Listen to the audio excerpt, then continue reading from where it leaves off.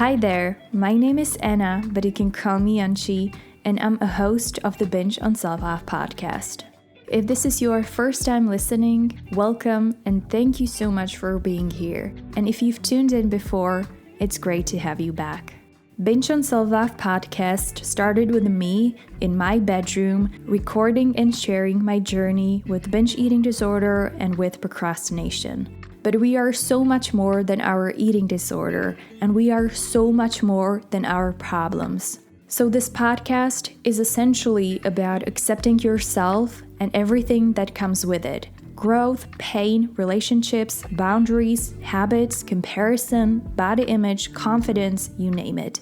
Plus, you'll catch me having some insightful conversations with fantastic guests who open up and share their stories. So make sure to subscribe to the Binge on Self-Love on your favorite platform and join me every Tuesday for a brand new episode. Binge on Self-Love podcast is intended for informational purposes only. It doesn't provide professional medical advice and it is not a substitute for diagnosis or treatment.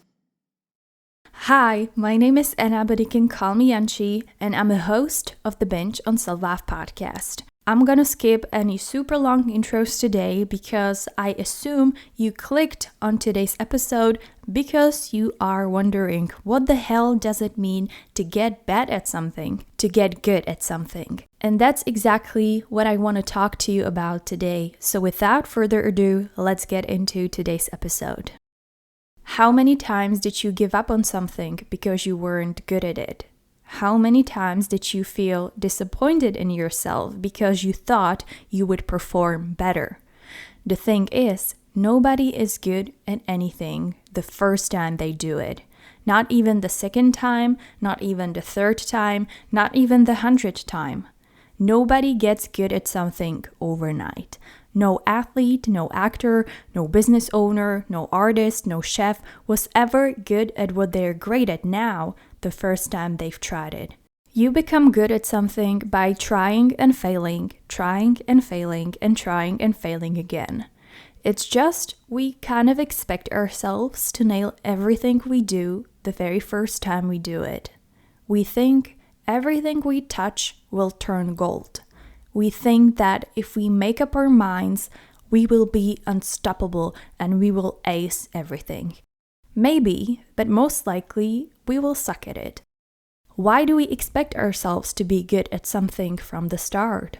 Is it because we are surrounded by success stories of other people all day, every day? Maybe we admire someone who's really good at something that we want to learn as well, or do as well, or achieve as well, and we feel embarrassed when we don't perform as good as we thought we would. Maybe we feel the pressure to be good from the get-go because we don't have plan B. But we don't really need a plan B. You just need plan A and time to get better. You can't learn how to dance without practicing and messing up the steps. You can't learn how to paint without practicing and messing up multiple canvases. You can't run a profitable businesses without learning and failing a couple of times. How did you learn to walk? By failing. You stood up so many times, but you also fell so many times. And then you simply tried again and again and again. Nobody expected you to wake up one day and walk across the entire room like a runway model. You sucked at it at first until you eventually figured it out. How did you learn to write or read? By learning all of the letters first, by putting them into words, and then by putting those words into sentences. It was probably very frustrating at first because all those words didn't really make much sense, but the more you practiced and the more words you repeated, the more it started to make sense. And you sucked at it first, but you eventually figured it out. If you tried to read a book without learning the letters and the words first, of course you would feel like a failure.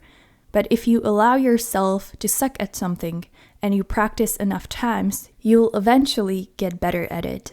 Think about getting your first job. You probably sucked at it at first. You didn't know all those fancy words your colleagues and your boss were using. Maybe you even felt intimidated by all those people at first. Maybe all those reports and numbers didn't make much sense. Maybe you felt like you will never figure out how to use this tool that everyone in your company is using.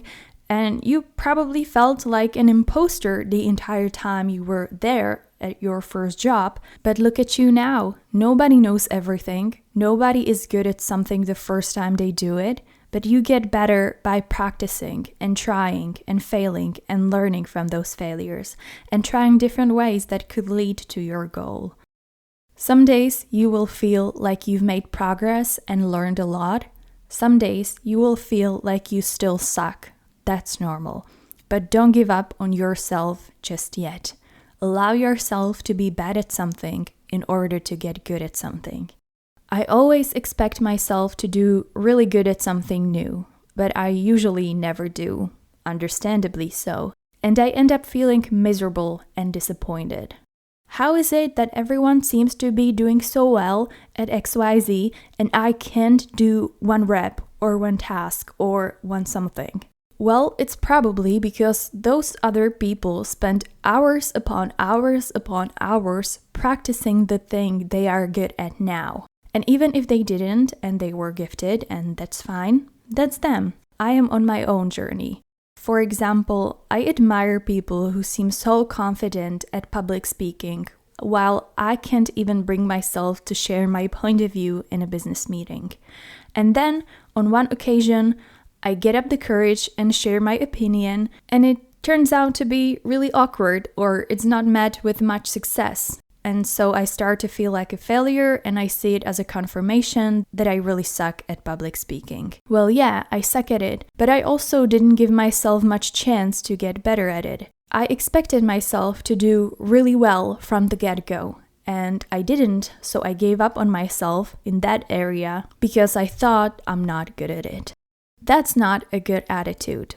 You will be bad at new things. You will be bad at things you haven't done in a long time. And you will be bad at things you've only done a couple of times. There's nothing wrong with that. That's part of the process. You have to be bad at something to get better at it. It's not a reason to quit. It's not a reason to give up on yourself. I don't like these fancy comparisons, but here we go.